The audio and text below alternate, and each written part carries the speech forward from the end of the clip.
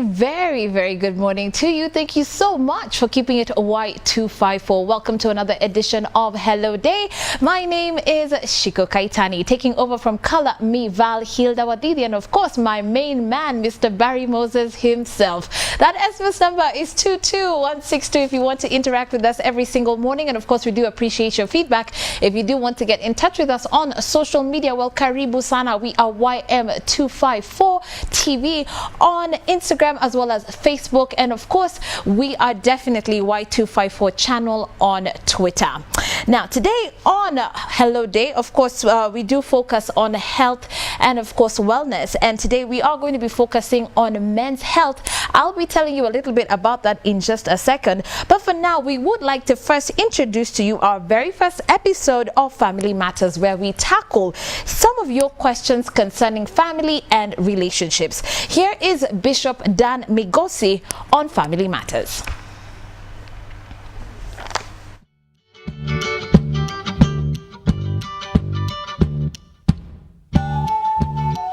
My name is Bishop Dan Migosi from New Life Pentecostal Church, Kitengela, and I'm happy to answer all your questions today. This is a youth program that concerns about youths and answers the questions concerning the youths in Y254 in the morning. So you are all welcome.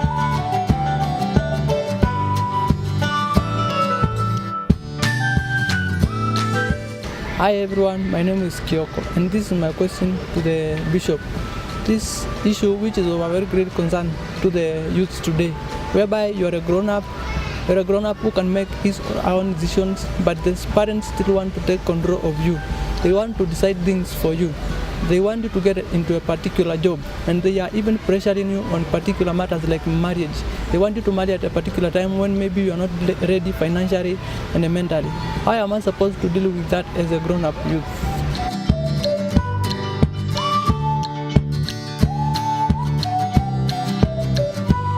Somebody is here a grown-up. He has finished school and he has just started working, and the parents are pressuring him so as to get a wife. Indeed, he's not settled. He doesn't know what to do. This is your answer. I want to tell you that you are now a grown-up. Thank God that you're finished school. Your parents have been able to give you enough education so as to be able to get you to where you are. You can make your own decisions. Indeed, the parents want this or want that, but you want to do what actually is best to you, the drive of your life.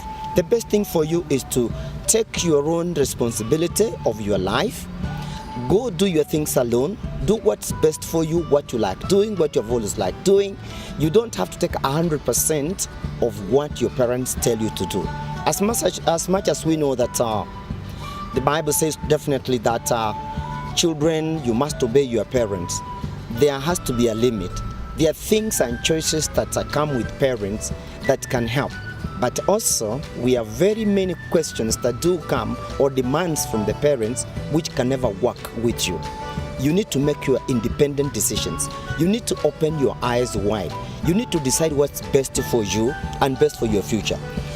The future of your parents most probably is coming to an end, but your future is longer. You're expected to do more. You can do so much. Compose yourself. Look around to what you can do and evaluate it. See whether it's going to be beneficial. For instance, as they tell you, bring them a wife. Most probably don't have a house. Most probably don't have a mattress, or you don't have car credit, don't have anything. Suppose now you bring this a wife. Surely you cannot get a wife and take their own house. Things can't work like that. You need to be independent. Even before you get a house, you need a wife, you need to get a house, you need to get beddings, you need to get cutleries. You need also to have money to feed your wife. For instance, the husband definitely is supposed to be the provider, as much as, of course, you are supposed to help each other. But as a man, definitely, you need to get resources that can help you to take care of your wife as an individual. Surely, as a man, educated, you have just gotten a job. Surely, you don't expect your mother or your father to come and take care of your wife. Your wife is yours. You know, it's yours. She's yours. You should cherish, feel good with her. Not get your mother to fool around with your wife. No, make sure that you stand and you stand properly with your wife. with your, I mean, with your principles, so that when you marry, you take your wife in a different place. Particularly in African setup, you don't get a situation where a man marries and then takes the wife to the parents. It doesn't bring a very good picture. You need to get your wife and then to your own house where you can enjoy her, she can enjoy you, you can enjoy each other. Really, but taking a wife to your mother, oh my God, that becomes a disaster. They start competing with your mom. You cannot be free. Even if you wanted to hold her by the hand, oh my God, you can't, because you'll be embarrassed. You need to get into a place where you are independent. Do this. All you need to do, take your time, save money, get your house, get your cube, get your things, and then get a wife. Then you'll be respected. But if you're going to listen to everything that your mom is going to tell you, you may become even like a mama's son. If you come like a mama's boy, definitely you're not going to manage very well. Take independent decisions. There are occasions when you listen to them, and there are occasions you don't have to necessarily to listen to them. You need to know exactly what is best for you. You can be a judge.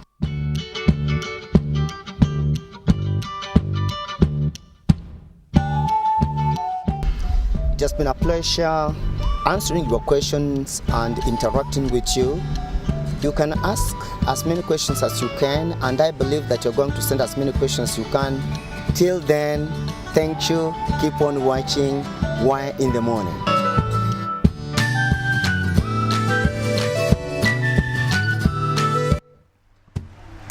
A big thank you to Bishop Dan Migosi there on Family Matters, answering your questions concerning family and relationships. Remember, you can go ahead and ask Bishop Dan any question that you'd like through our SMS number, which is 22162, and he'll be happy to answer those. And of course, if you would like to participate on Family Matters, we're going to ask you to also interact with us and post some of your videos on our Facebook page. We are Y254 TV on Facebook, Instagram, and of course, if you do want to catch up with us on Twitter, Y254 channel. Now, that being said, I promised earlier on we are going to be focusing on men's health today on Hello Day. Now, urology is actually the branch of medicine that focuses on surgical and medical diseases of the male and female urinary tract system and the male reproductive organs. So with June actually being Men's Health Month, with much thought and numerous requests from some of our male viewers on what type of topics that we should cover, we decided that today we are going to focus on male sexual dysfunction, and in specific erectile dysfunction, also known as ED. Now, this is of course a common sex problem many men are reluctant to discuss, but today on the show, with the help of urologist Dr. Sam Kagiri, we are going to cover some of the aspects of ED from causes to treatment. And I'm pretty sure for the very first time our SMS line is going to be so quiet, because I know this is quite a sensitive discussion. But anyway, let's go for it and jump into it. Karibu sana, Dr. Kagiri. Thank you so much for having me on your show. Yes, all right, so let's start off by you explaining what ED is.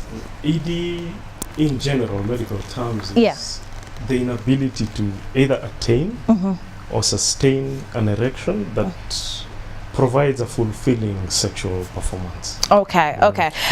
Yeah, go ahead. Shouldn't actually be confused with low libido, where the sexual interest is not there in the first place. Now, I know the reason I said why this is very sensitive is because who's going to actually admit that they've got this, you know? And I know with the whole ego thing that comes into play, because I think even sometimes maybe I should have actually asked Barry to have had this interview, because it comes better from a man, you know, understanding where other men are coming from. But what exactly is the cause of this? ED has been shown to have various causes, and for you to understand the dysfunction of the erectile process, it would be good enough also to understand what the normal is. Yeah. Because for a normal male without any disorder to have a normal erection, you need particular parts of your body playing almost in concert to eventually give you that normal erection. So one, you definitely need normal tissue, normal tissues of the penis, and here we're talking about the external or the glands of the male. and you need normal vessels because the blood has to flow into the penis for it to be erect. You need communication systems, and in that I mean the nerves that work in the body. They need to send signals to this particular area of the body. And holistically also hormones come into play and also affect the mechanism in which somebody gets an erection. Overall, remember, it's not only an organ being carried by a human being, so your mind also needs to be in concert with whatever is happening. Right, because I really wanted to tie in actually the aspect of psychological issues and how they contribute to ED. Can you tell us a little bit about that? Oh, yeah. The mind has a big role to play. Especially in ED. If you look at, studies have been shown to show men between ages of 18 to 45, the biggest common cause of erectile dysfunction is actually psychogenic. Wow. It comes from the mind. Yeah. Medicine has tried to divide it. Some of them are general issues. Some of them are situational.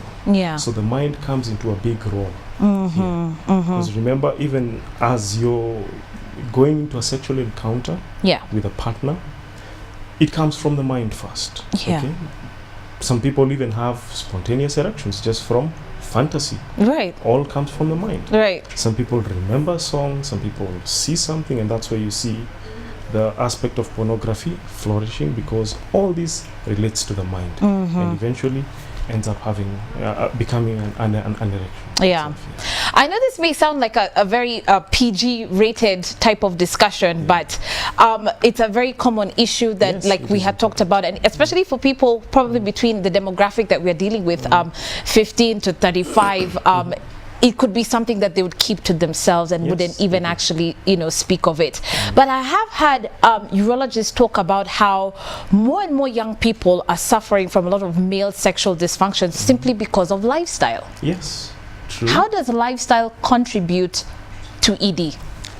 Lifestyle in itself, one, let's look at the common things that are occurring in our society, not only locally, but globally.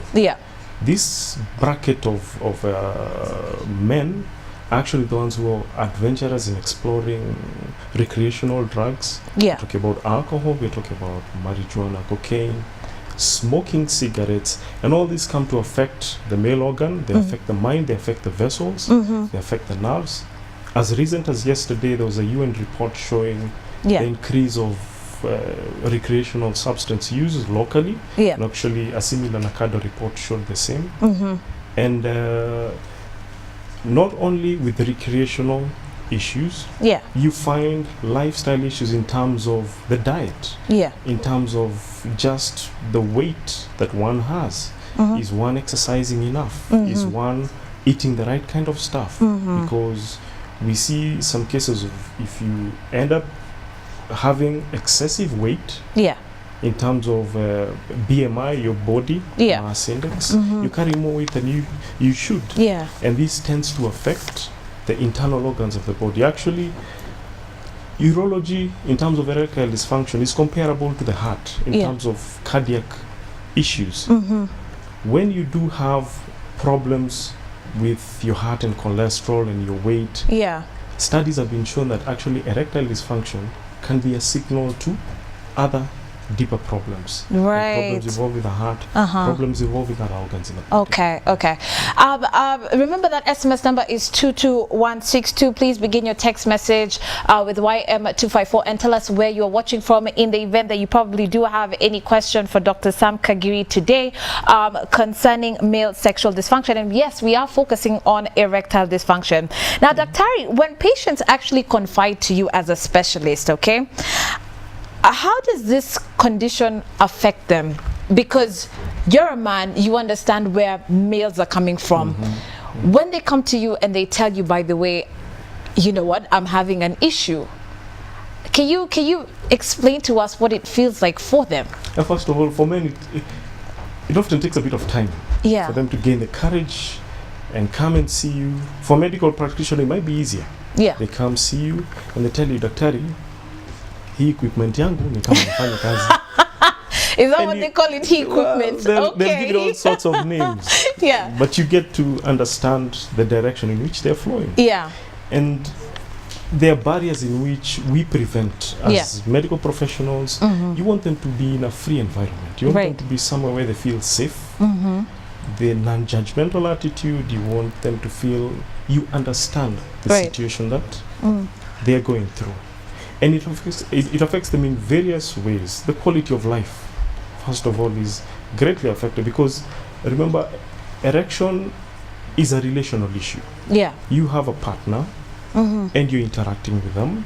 And because you don't have your erection, then that compromises your social interaction with them, compromises your emotional interaction with your partner. Right. So it does affect not only their physical health, it affects their mental health. Yeah. It affects their emotional health. Yeah. And that's why it should be approached in a sensitive manner, in a very understanding and non-judgmental. Because I can imagine, I mean, especially when it comes to the youth, you're dealing with a very vibrant audience, and this is very normal for young people to be relating either with the opposite sex or if, like you said, a partner. But you know that if you can't handle that area, you are deemed to not be enough. Yes. And I can imagine being in campus and, you know, Remember, you're not the first source of information that they're getting. They have actually Googled these things. Yeah. By the time they're coming to you, they're telling you, Daktari, niko na shida. They've actually asked around in anonymous ways. Like they'd go on the internet and try and find out. They'd go to social gatherings and probably listen to somebody's conversation. Yeah. They'd go in all those sort of non-medical forums that probably would not give them the direct and the correct information. Yeah. Okay, so let's build a little bit on what you had actually talked about earlier on, which is if someone is actually suffering from ED, it could be a sign of bigger health issues. Yeah, why don't you dissect that a little bit more? Let me start by majorly what psychogenic erectile dysfunction could point towards. There's a saying that says, does the erectile dysfunction come before depression, or does depression come before erectile dysfunction? And it's a vicious cycle. Yeah. You find somebody, for lack of a better word, cannot get it up or cannot get a proper erection. Yeah. And they start getting psychologically affected, and they keep away from their sexual partners. They keep away from their colleagues or the people who are in the same age bracket with them, and they tend to keep alone, almost internalizing their problem, and they end up into depressive states that even cause the erectile dysfunction to become worse. Yeah. So erectile dysfunction, yes, can point towards depression, depressive illnesses, mental health issues, but also organic causes can be pointed to by erectile dysfunction. Take for an example, an obese 25-year-old who doesn't seem to get an erection. Yeah. And this can point towards the state of the vessels that are in him. Yes. Or probably he's diabetic, or probably he's hypertensive. Yes. It can point towards the state of his internal organs. We're talking about the small blood vessels. We're talking about the nervous structure of the body. All these are relaying information towards having a proper erection. And it can point towards the unhealthy state of these particular systems in the body. Okay, my director has just alerted me about a text message here that's come in from a gentleman known as Mark, who says, have you seen cases where someone could actually be suicidal due to this condition? Yes, we have seen those cases. They've happened, and that's why we always want to approach it in a non-judgmental manner. We want to approach it to put a patient in a very comfortable environment, so to say. And this happens more so when the patient is not in your care. This patient is at home, they've arrived home, they've been asked all sorts of questions from the wife, umekuwa wapi, how come you cannot get an erection, why aren't you getting an erection? And this puts them in a state of performance anxiety, almost as if to have that judgment of, if you don't perform, then I will leave you. If you don't perform, this sort of thing will happen. Because they feel like less of a man. Yeah, we actually feel less of a man, and they internalize it. And they internalize it, and that whole process does not make the erection better. It actually makes it worse. It makes it worse. Right. Because this anxiety state, remember, the body is sort of dynamic in the sense that if there is trouble, then you have a flight or fight response. Right. And in the body, even if it doesn't come outwardly, there is something called adrenaline, and it's a hormone that gets you there when you're anxious. Yeah. And so these people get a surge of anxiety, they get a surge of adrenaline, and adrenaline is one of the main killers of a normal erection. Right. It's actually one of the responses in which, in the phases of a normal erection, that's the one that cuts the erection. You know, I would imagine for men, this, you know, that, you know, a vibrant sexual life is key, you know, and a lot of guys have phrased it this way, that if I'm not having it, then, you know, I'm not a man. Because guys, you know, pride their, you know, can I say their ego, their success on how many chicks they've hooked up with, you know. So if they're not having an active sex life, then there's a problem. Yes, it does. It does take a bit of esteem from them. It takes a chunk of ego from them, and we've seen it all around. I mean, social media, you get to see these things where men are talking about how many women they've been with, their sexual prowess, in terms of, it almost like gives them a sense of masculinity. Right. And once you take that away, of course, not encouraging multiple sexual partners, but that sexual prowess internally makes them confident, boosts their ego. Right. And a part of it also has to play with just the normal well-being of a man. Okay. And actually the sexual encounter that he has. Okay. Now, I've had this quite a number of times at the gym where trainers actually do advise and help through physical fitness some individuals who are suffering from ED. Is it true that physical fitness can greatly improve your condition? Yes, it is true. Yeah. It's true that physical fitness can do that. Remember, sex and sexual intercourse is not a static activity. Yeah. It's an activity that involves movement. Right. It's an activity that involves physical energy. And so for you to actually carry out that activity, it's like waking up, watching telly for a whole month, eating all what you want to eat, then waking up one day and wanting to go for a marathon. You probably will not make it. Yes, you probably get to a point you'll be panting and sweating, and you feel like your heart can't take it. Yes, so like with anything else, practice will make perfect. And in this case, practice of physical energy. Get your systems ready for physical energy. Right. Get your systems, get your vessels, get your body weight low. All that eventually brings about a normal and a good actually sex life. Because I see guys do this all the time at the gym. You know, guys who work out can be ruthless, and they are such bullies, because you know they'll always be walking around and saying, man, I can perform, I'm this, I'm that, you know. So there is truth to what they are saying. There is truth to what they're saying, and actually even exercise itself gives you a feel-good hormone, endorphins. They're released in your body and you actually feel good about yourself. Right, I like that. So physical fitness is key. Yes, all right, so let's talk about these remedies that men tend to look for. And like you said, there's Dr. Google now. Everybody goes online to try and find out what's wrong with them. And when we talk about remedies, first of all, you know, I always keep asking, do those guys in the newspaper actually make money? The guys who are like, tunauza nguvu za kiume. They probably do make a lot of money. Yes, because they're targeting a very private area.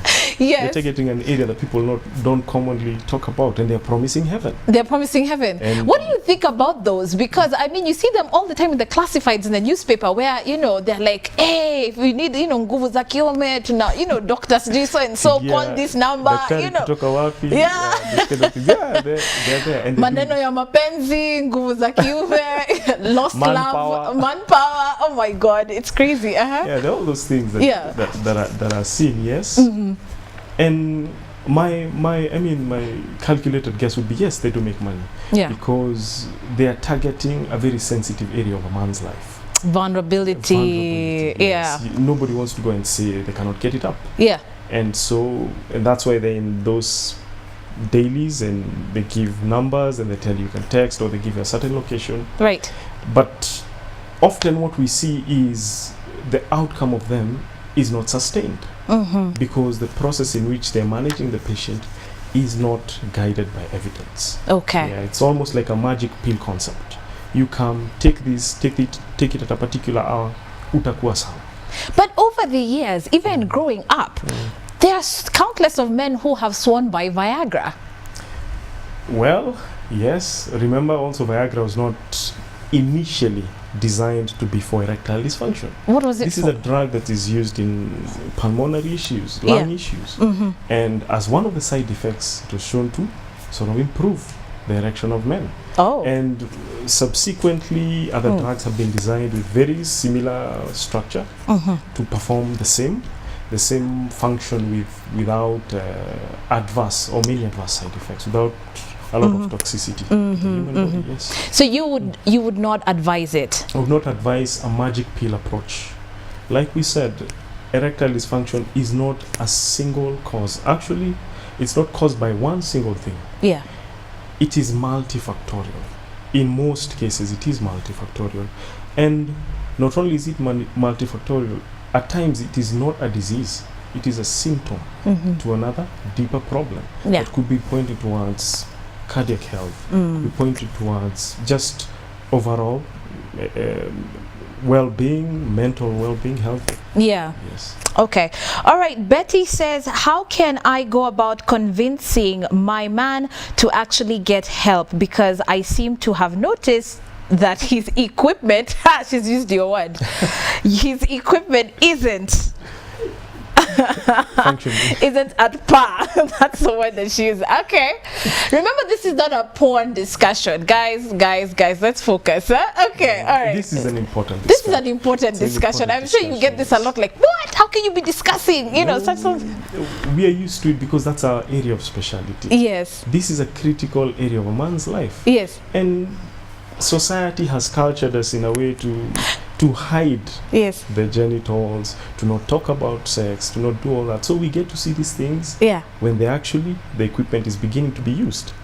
And is this what really inspired you to actually be a specialist in this area? Exactly. Oh. Because men do have issues. Yeah. Men want to talk about their issues. They don't. But when they have confidence to, and you direct them and you advise them, Yes. they come out boldly and actually discuss Yeah. with other men. Anonymously, yes, but they do get their correct information. Okay. All right. So what about Betty's question? So, Betty, number one, do not compare.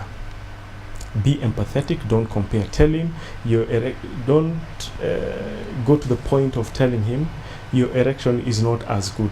If all comparison you're doing is to himself, like you are better before, but now you're not as good, that's acceptable. But approach it in a very non-judgmental manner. Yeah, because I think even you saw Be that. very Yeah. empathetic. Yeah. Understand him.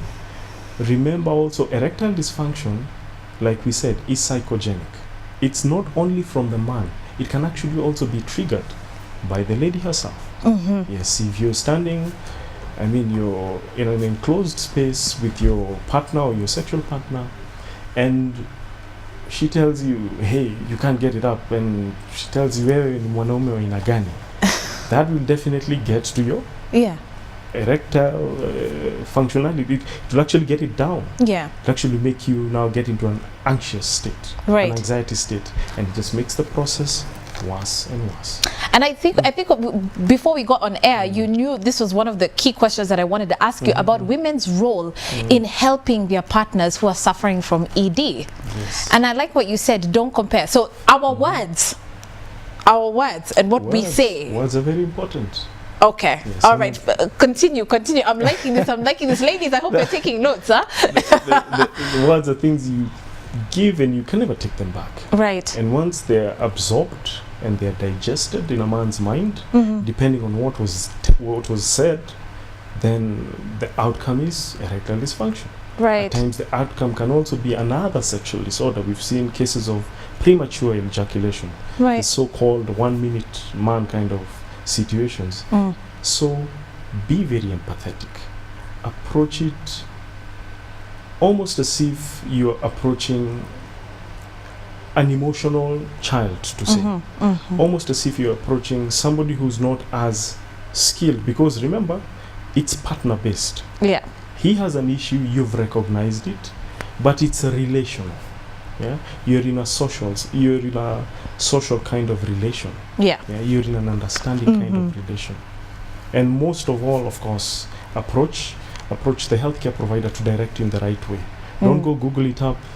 Don't go ask your female friends whether their men can get it up, because at times you don't have to compare the man with another man. You can compare your man with your friends. And we tend to do that a lot. It happens, and people will talk, and you think your man has a problem. And he probably doesn't have a problem. Okay, and then you tend to crush him in totality because you're discussing it with your girlfriends at the salon.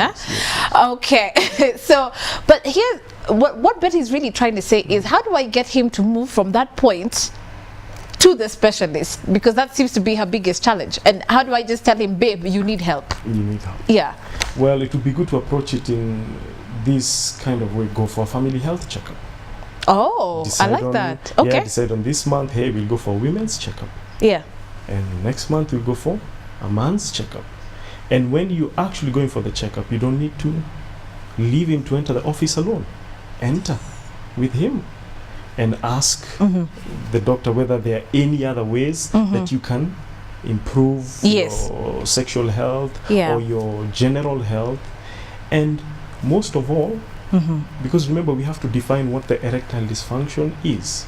Yes, if he has a problem, then the first approach would be to get to see a medical specialist. And a specialist who's able to unearth what kind of problem is going on. So the first approach would be just go for family checkups together. Okay. And approach it now from that direction. All right. Okay, so I'm being told we have about 5 to 10 minutes, Daktari. So let's just look at maybe 1 or 2 more questions. Let's pick on the issue of masturbation, and this one comes in from RD. Does this contribute to ED in any way? Yes, it can contribute to ED. Okay. Yeah. And here's the reason why. When if you look at the normal process of an erection and sexual function, like we said, there are phases. Okay, normal phases of an erection, you have the excitement, not an erection rather, but the sexual performance. There is an excitement phase. There is a plateau phase. There is actually an orgasm phase, and you have the ejaculation of the man. So the critical part, especially about masturbation, is the excitement phase. Yeah.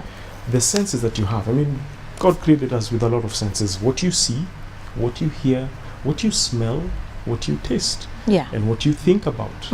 All that, the younger men tend to get an erection called, more of the erections called psychogenic erections. Right. They're from fantasy. They're from just seeing a lady walk by, or seeing a picture, or that kind of scenario. And how one is cultured sexually, how one has a sexual debut, or how one satisfies themselves sexually, gets ingrained in that kind of excitement phase. Okay. In a sense that you're used to having that whole process or that whole performance alone, that when you actually end up with somebody else, you cannot get it up, because that's not your trigger of excitement. You're so sort of like captive within. Yes, you're wired to please yourself. You're not wired to please someone else or have that relational sexual satisfaction. Oh, okay. So it's something that you could end up doing, being unaware. Yes. Okay. Yeah, you could. And you'll see more younger men do that either because of they're not able to approach women in the sense of ask for sexual sexual activity, or they're just curious. Okay. They're wondering, okay, fine, this erection, what happens? Or they have been exposed, because you can see a lot of exposure of pornography in our society, locally, globally, and you want to experiment. You want to experiment. You want to find out, okay, what does this button do? And eventually leads to that kind of situation. Okay. All right. So I'm being told that we are actually running out of time, but I want you to actually speak to the gentlemen who are watching right about now, Daktari, because let me tell you, one of the issues as to why men are unwell and we never knew about it is this thing called ego, that men literally refuse to seek for help. I saw a statistic where men drive, I don't know, hundreds of extra miles because they just refuse to ask for directions. And this is, by the way, a survey. So this thing called ego kills men. And I know you need it. It's gonna be there. Yes, but definitely. I want it coming from man to man, because this is man talk. Yes. Yeah. What do you have to tell guys about, Very true. Number one. Yeah. Ego can be both good and bad. Right. If it's directed, depending on which direction it's directed. Yeah. Because it's what makes you a man. That's the vigor of a man. That's what gives you the kind of output as a man you can give to both your partner, to yourself, to society. Yeah. And that's why you see, even when men are confrontational and people want to fight, men always end up starting the fight, or they don't want to be won, or they don't want to be the one winning. Yeah. That kind of situation. So for men, ego, yes, is good, but in terms of health issues, if there is a problem and you sit on it based on your ego, then it's like a seed. And for a seed, it will grow. And once it grows, it reaches a situation where you're not able to control it yourself. And you need somebody else to control it for you. So before it gets to that point, there is no embarrassment in having a penis, Yeah. or having an erection, or not having an erection. Yeah. These situations are solvable. You're right. One, the cause has to be defined, and that involves you standing up, coming to see a specialist in that area, Yeah. and telling them about it freely and openly. Yeah. And again, it's also a word out to our medical care Practitioner. providers, Yeah. the practitioners themselves. Be empathetic. You don't use so many technical terms. Don't have a. You can imagine a man is waiting online and another man is talking about his penis there. Yeah. And it's not a closed setup, it's not a private setup. Right. Or maybe you have a health practitioner who's talking sexual matters to his patient, and yet there are women around and he can't express himself. Right. So put this person in a very comfortable environment. Yeah. Put this person in a very non-judgmental environment. Right. Demystify all these concepts, all this jargon that is said about the penis, about erection, Yeah. about just the whole world of erectile Yeah. dysfunction. So it begins with a man. Okay. Begins with a man admitting, yes, there is a problem, and coming to a provider of expertise. All right.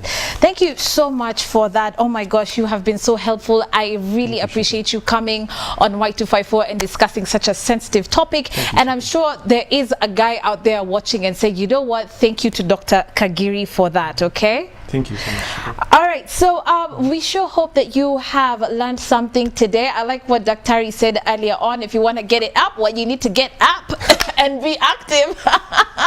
Get moving, gentlemen. And as we celebrate you this month, because June is actually Men's Health Month, we have been discussing one of the most requested topics of discussion, which is male sexual dysfunction, courtesy of some of our male viewers. And so we're happy that Dr. Sam Kagiri managed to pass by studio and explain a few of these terminologies to us, talking about causes and even the treatments of ED.